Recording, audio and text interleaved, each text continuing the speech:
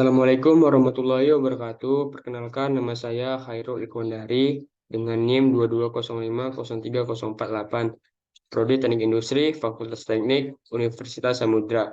Baik, di sini saya akan mempresentasikan studi kasus saya atau tugas besar saya tentang menentukan waktu baku pada proses pembuatan bakso somai dengan dosen pengampu Ibu Mary Andriani STMT.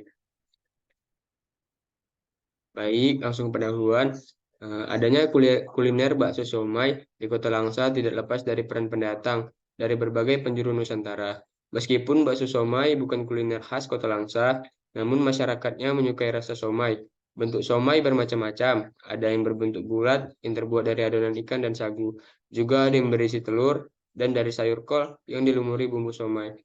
Somai di Indonesia tidak hanya disajikan dengan somai saja, namun ditambah juga dengan berbagai sayuran yang sehat dan penuh manfaat.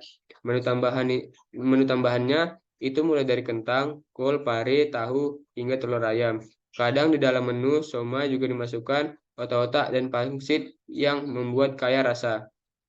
Somai di Indonesia disajikan tidaklah kering tanpa bumbu seperti yang ada di Cina. Ini juga menjadi khasnya di Indonesia, karena somai akan disiram dengan bumbu kacang yang gurih dan nikmat, serta pastinya sedikit pedas. Bumbu kacang pun kini tidak selalu menjadi patokan utama somai, karena sudah banyak penjual somai mengganti bumbu kacang dengan kuah kaldu ayam atau kuah soto. Hal ini menambah banyak cita rasa somai. Orang-orang juga bangga dengan somai meskipun awal dari Cina, tapi di Indonesia somai pun masih menjadi bagian dari kuliner tradisional yang patut dilestarikan. Eh, Baik, di presentasi kali ini ada beberapa teori. Yang pertama, pengukuran waktu kerja. Pengukuran waktu kerja berguna untuk mengetahui waktu dalam pembuatan sebuah produk. Waktu paling singkat adalah waktu penyelesaian yang paling efisien. Yang kedua, waktu siklus. Waktu siklus merupakan waktu rata-rata dari waktu hasil pengamatan secara langsung yang tertera pada stopwatch. Yang ketiga, performance rating. Performance rating dilakukan dengan memberi penilaian kinerja atau performa dari seseorang operator. Penilaian performa operator dilakukan dengan berdasarkan 4 aspek, yaitu skill, effort, condition, dan konsistensi. Tujuan performance rating adalah untuk melakukan normalisasi aktivitas-aktivitas yang terlalu lambat atau terlalu cepat. Yang keempat, waktu normal. Waktu normal adalah waktu yang dibutuhkan oleh seseorang pekerja untuk menyelesaikan sebuah pekerjaan tertentu dengan mempertimbangkan faktor performance rating. Pengukuran yang dilakukan dengan keadaan yang normal atau tanpa tekanan. Yang kelima, allowance. Allowance adalah kelonggaran waktu yang ditambahkan ke dalam waktu normal untuk memberi kelonggaran bagi operator.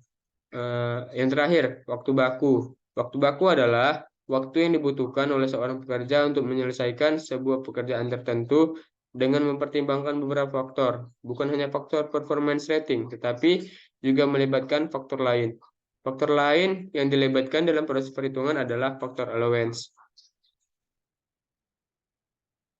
Baik, selanjutnya ada Operation Procedure Chart atau OPC. Saya akan menjelaskan bagaimana sistem kerja dari OPC ini.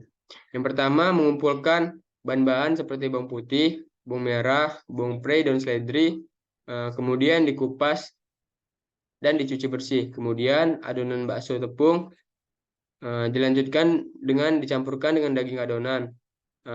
Operasi yang ketiga, daging ayam atau ikan dicuci bersih dan dipotong-potong. Selanjutnya semuanya dihaluskan menjadi satu.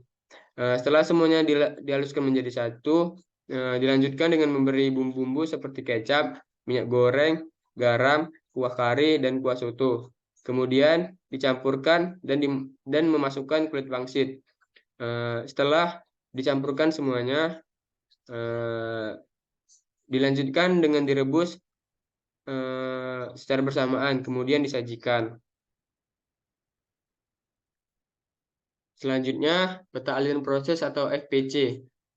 Saya akan sedikit menjelaskan. Yang pertama, proses pertama yaitu melakukan adonan bakso, kemudian pencetakan. Yang ketiga dilanjutkan dengan memasukkan air. Selanjutnya melakukan perebusan Setelah melakukan perebusan, meniriskan beberapa bakso yang telah direbus.